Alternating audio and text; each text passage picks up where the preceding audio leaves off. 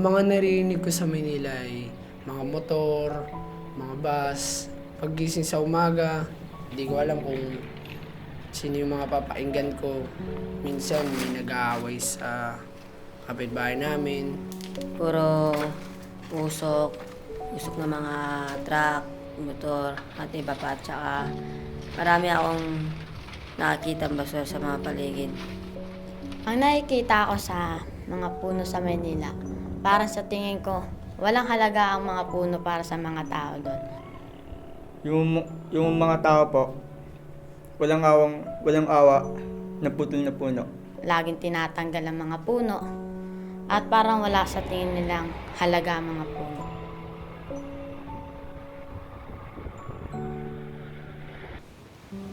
Simula nang napunta ako sa isang isla na napakaganda na sa tingin ko na hindi ko nagustuhan kasi walang masyadong mga bahay, building at kotse.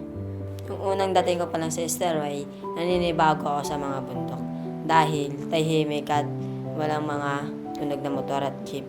Dahil hindi pa nga ako sanay sa mga tunog ng mga puno at insekto at mga iba't ibang hayop. Nung unang punta ko po rito ay napakahirap mag-adjust sa sarili mo dahil nga mas nasanay ka sa maingay na lugar, sabi pupunta ka sa tahimik na lugar. Una yung pag-awak ko sa may halaman kasi parang nakakadiri, sabay napakakate.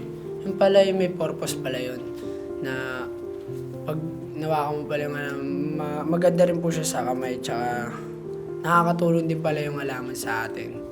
At tulad ng nagbibigay rin siya ng hangin na magandang hangin sabay. Dahil pag wala kasi to, mahirap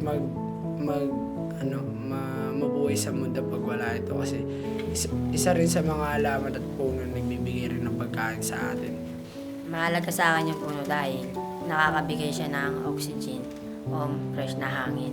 Yung napunta ako sa Stairway, nagulat ako, sobrang laki pa lang ng halaga ng puno at halaman. Napaka-importante sa akin ng halaman at puno. Dati, natatakot talaga ako kasi hindi ako masyadong pamilyar sa mga puno. Ngunit, natuto rin ako dito na magtanim dahil tinuturuan kami. Lahat din na binibigay sa amin dito ay yung mga tinatanim namin at aming kinakain din. At gusto ko yung mga gulay dito dahil walang chemical. At gusto ko rin dito dahil nakakagala ka na maayos, wala masyadong gulo sa dito.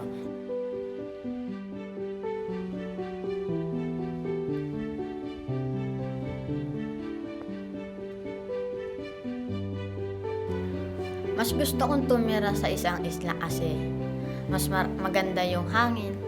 Tsaka makakapagtanim ka ng sarili mo at tahimik.